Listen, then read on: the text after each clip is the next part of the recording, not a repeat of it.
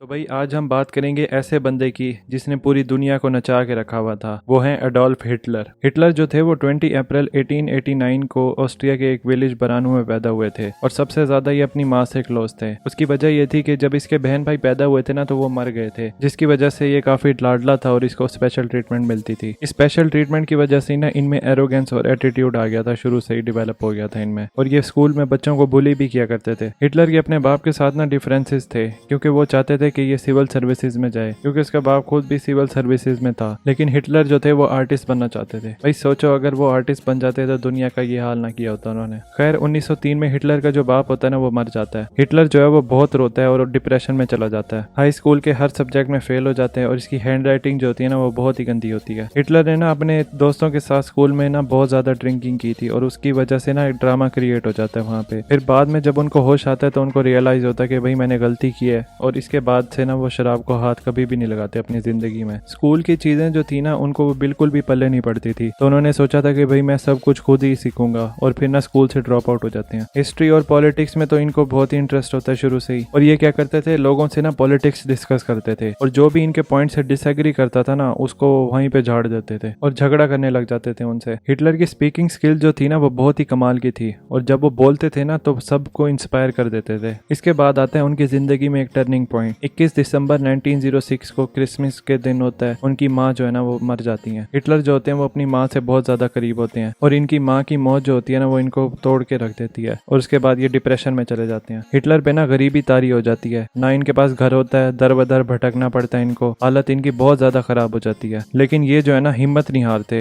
क्योंकि इनको पता था कि भाई इनके अच्छे दिन जो है वो जरूर आएंगे। लेकिन इनके जो अच्छे दिन थे वो दुनिया के लिए बुरे दिन थे। हिटलर का जो है ना वो पर्सनैलिटी डिसऑर्डर होता है। एक टाइम पे वो बहुत ही अच्छा होता है, एक टाइम पे बिल्कुल ही मूडी बन जाता था। इगोइस्टिक भी था लेकिन बेवकूफ नहीं था, काफी अक्लमंद था। फिर इसके अच्छे दिन तब शुरू हुए जब ये 25 साल का हुआ और इसने वॉलंटियर किया वर्ल्ड वॉर 1 के लिए। अब उस वक्त इसके पास पावर तो कोई नहीं होती थी, लेकिन ये रनर बहुत अच्छा था। तो वर्ल्ड वॉर 1 में हिटलर जो है ना वो मैसेज डिलीवरी का काम करते हैं, मतलब कि वॉर फील्ड के जो जनरल थे ना उनको मैसेज पहुंचाना कि भाई इधर से दुश्मन आ रहे हैं, उधर से दुश्मन आ रहे हैं, मतलब इंपॉर्टेंट जो मैसेजेस होते थे ना वो पहुंचाते थे भाग भाग के। अब वर्ल्ड वॉर 1 जो है वो जर्मनी तो हार जाता है और उसको ना ट्रीटी साइन करनी पड़ती है, जिसमें इस पे रिस्ट्रिक्शन लग जाती हैं काफी सारी, कि इनकी 1 लाख से ज्यादा आर्मी नहीं हो सकती, इनके एरियाज जो हैं वो काफी ज्यादा इनको छोड़ने पड़ते हैं, इनकी नेवी का साइज रिड्यूस करना पड़ता है इनको, और फिर जो डैमेज दुनिया पे किया है इनको रिपे करना पड़ेगा। हिटलर के जो स्पीकिंग स्किल्स थे ना वो बहुत ही कमाल के थे, और वो लोगों को ना फौरन अपने बात में घेर लेते थे। तो जर्मनी में ना एक सोशलिस्ट पार्टी होती है, वो हिटलर को ऑफर देती है कि भाई आप हमें ना ज्वाइन कर लो। तो हिटलर के पास ये अच्छा मौका था तो वो ज्वाइन कर लेते हैं। हिटलर जो है वो पूरी पार्टी को ना रीऑर्गेनाइज करते हैं। उस वक्त जर्मनी में जो है वो पॉलिटिकल अनस्टेबिलिटी थी, जिसका हिटलर ने खूब फायदा उठाया था। जर्मन के लोगों में वैसे ही गुस्सा भरा हुआ था जंग को लेके। हिटलर जो है वो स्पीचेस देते हैं, अपनी क्रिटिसाइज करते हैं गवर्नमेंट को कि वो दुनिया के सामने झुक गए, और जूस के तो स्पेशल खिलाफ थे हिटलर, क्योंकि वो कहते थे कि भाई हम जो जंग हारे हैं ना वो ज्यूज की वजह से हारे थे। हिटलर की पार्टी जो थी वो सोशलिस्ट पार्टी थी, और इसको बाद में ना नाजी नाम दिया गया। कुछ अरसे के बाद पॉलिटिकल अनस्टेबिलिटी की वजह से ये पार्टी जो है ना वो ओवर पावर कर लेती है जर्मनी को, वहाँ की पार्लियामेंट को आग लगा देती है, और हिटलर जो है वो डिक्टेटर बन जाता है। उस वक्त हिटलर ने ना गस्टापो नाम की एक फोर्स बनाई है। वो बहुत ही ज्यादा ब्रूटल फोर्स थी, और उसका काम ये था कि जो भी इनके खिलाफ खड़ा होता था ना उसको वो मार देते थे। उस वक्त जर्मनी में हिटलर जो है ना वो बहुत ही फेमस हो जाता है लोगों में, और लोग काफी पसंद करते होते थे उसको। जब वो स्पीचेस देता था ना तो लोग जो थे ना वो बहुत ही पंप हो जाते थे और जोश में आ जाते थे। हिटलर जो था वो चाहता था कि भाई आर्मी को अब एक्सपेंड करते हैं। वर्ल्ड वॉर 1 के हारने के बाद जो है वो जर्मनी पे पाबंदी लगी थी कि उन्होंने और एक्सपेंड नहीं करनी अपनी आर्मी को। तो हिटलर जो है ना वो इस लॉ को तोड़ देते हैं, और वो हर किसी को वेलकम करते होते हैं, बच्चा हो बूढ़ा हो कोई भी हो, मतलब कोई भी अगर आना चाहता है आर्मी में वो ज्वाइन कर ले। हिटलर जो प्लान बनाता है ना वो ये होता है कि भाई पहले हम ऑस्ट्रिया, फिर उसके बाद चेकोस्लोवाकिया, पोलैंड, फ्रांस, और फिर इंग्लैंड पे जाके ना सब पे कब्जा करेंगे। सबसे पहले हिटलर जो है ना वो ऑस्ट्रिया जाता है, वहाँ के जो चांसलर होता है ना उसको उठवा लेता है और उसको कहता है भाई तुम सरेंडर कर दो, नहीं तो हम करवा देंगे तुम्हें। तो वहाँ का चांसलर जो होता है ना वो सोचता है कि भाई अगर मैंने सरेंडर ना किया तो लाखों लोगों की जो है वो जान चली जाएगी, तो फिर ना वो सरेंडर कर देता है, और ये जो एरिया होता है ना ये हिटलर के पास आ जाता है। इसके बाद हिटलर जो है वो पोलैंड की तरफ अपना रुख करता है और ना पोलैंड पे अटैक कर देता है। अब जैसे ही हिटलर पोलैंड पे अटैक करता है ना तो वर्ल्ड वॉर शुरू हो जाती है, और ब्रिटेन और फ्रांस जो है ना वो भी कूद पड़ते हैं इस वॉर में। पोलैंड में एक जगह होती है डंकिंग के नाम से, फ्रांस और ब्रिटेन की फोर्सेस जो है ना वो वहाँ पे फंस जाती हैं। तो हिटलर जो है ना वहाँ से ना बमबारी करवाता है, और फ्रांस और जर्मनी के ना बहुत ज्यादा लोग मर जाते हैं हैं और कुछ जो बचे हुए होते हैं ना वो वहां से भाग जाते हैं। हिटलर ने ना वहां पे जगह जगह ना कंसंट्रेशन कैंप्स बनाए होते हैं। अब इन कैंप्स का मकसद क्या होता है, वहां पे जो प्रिजनर होते हैं ना वॉर में जो पकड़े जाते हैं वो उनको वहां पे रखता होता है। वहां पर हिटलर जो है ना इन पे बहुत ही जुल्म करता है,